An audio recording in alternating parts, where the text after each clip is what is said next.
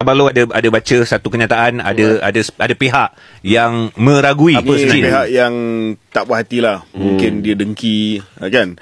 Dia kata tujuan ni adalah untuk sampai ke Gaza. Tapi tak lepas.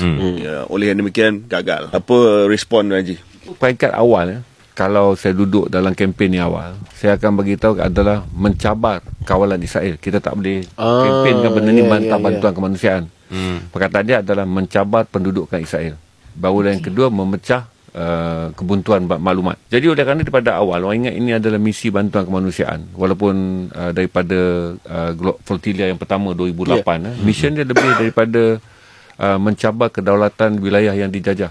Dengan orang awam pergi menyatakan ini adalah lautan milik Palestin. Lepas tu orang kita pula ingat dunia bermula sejak TikTok ada. Jadi dia tak baca lah sejarah flotilla ni. Jadi flotilla ni daripada dulu diasaskan oleh 2008 waktu flotilla bermula. Adalah untuk menunjukkan bahawa bidang kuasa yang paling kecil orang awam boleh lakukan adalah mencabar kedaulatan perairan Palestin yang diduduki oleh Israel. Okey, lepas tu sampingan dia. Saya datang rumah KJ.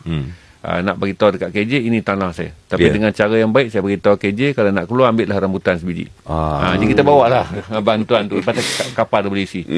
Jadi semua orang salah faham. Tuan-tuan, kalau kita bawa benda tu sampai ke pantai, kita akan menyebabkan orang Palestin mati dibunuh.